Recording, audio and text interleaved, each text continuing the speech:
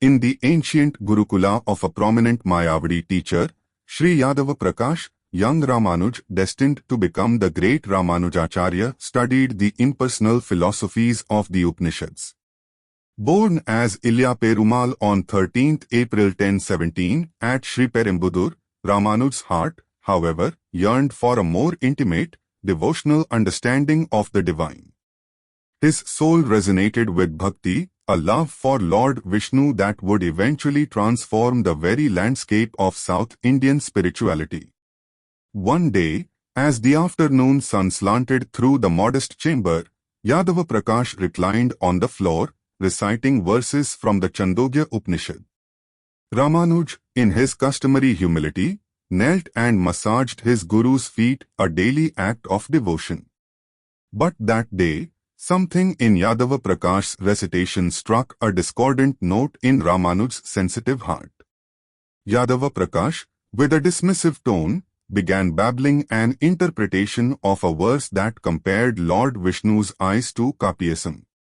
Taking the words literally, he claimed that they were akin to a monkey's buttocks, a description both crude and insensitive to the ineffable beauty of the Lord.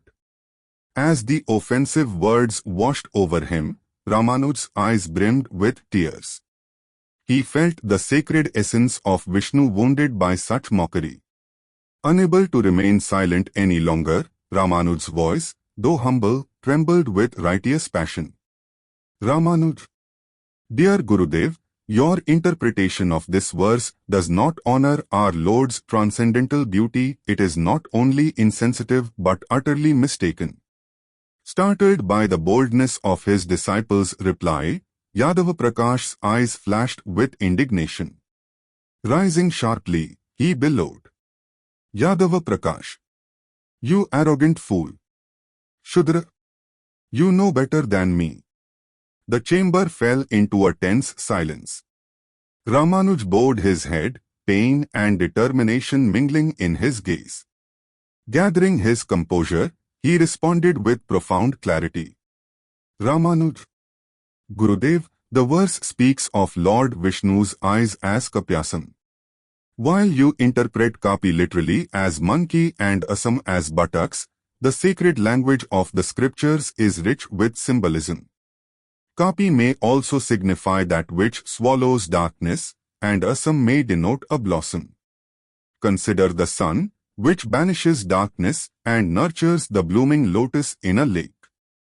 Thus, to say that the Lord's eyes are like Kapyasam is to express that they shine like the soft, luminous petals of a lotus, filled with divine beauty and compassion. Yadava Prakasha was momentarily stunned by the depth and clarity of Ramanuj's explanation. Yet, instead of embracing the truth, his wounded pride grew fierce. Fearing the rising devotional fervor in his prodigious student, he began plotting against him.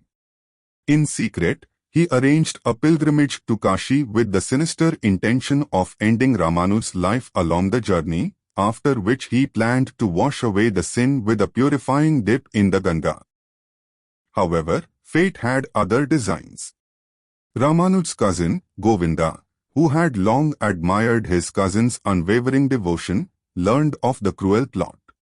One quiet night, as the pilgrim party rested in a dense forest, Govinda warned Ramanuj, who promptly fled into the wild. Lost in the perilous woods and surrounded by dangers, Ramanuj's heart pounded with fear.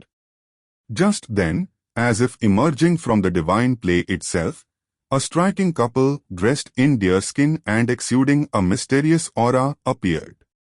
Their majestic presence filled him with an inexplicable sense of peace. With tears of both relief and ecstatic devotion, Ramanuj accepted their help as they guided him safely out of the forest. After a long, arduous journey through the night, Ramanuj awoke to find himself at the threshold of Kanchipuram. In that moment of profound realization, he understood that the compassionate hunter couple were none other than his beloved Lord Vardaraja, Vishnu, and Goddess Lakshmi, manifest in human form to protect and nurture his bhakti. The subsequent events in Ramanuj's life would further forge his path as a beacon of devotional truth. Despite the lingering shadow of Yadava Prakash's impersonal doctrines, Ramanuj's innate devotion blossomed under the gentle guidance of his later spiritual master, Kansipurna, an unconventional teacher whose low-caste status mattered not to Ramanuj, who saw only the divine light within. Thus, through trials, confrontations, and miraculous encounters, Ramanuj's life became a living testament to the eternal power of bhakti, a path where devotion was not merely a means to an end but an end in itself. His legacy, steeped in the love for God and an unwavering commitment to personal devotion, would go on to inspire generations and shape the bhakti movement in South India for over 1,000 years. Note for the skeptics. While the story employs a mirror of conversation and metaphors, remember that such narratives are not mere literary fabrications. They are rooted in the rich, lived experiences of our spiritual luminaries. The account of Yadava Prakash's crude interpretation and the subsequent fiery exchange is emblematic of the struggle between impersonal philosophies and the vibrant, personal devotion that Ramanuj championed. Om Namo Bhagavate Vasudevaya.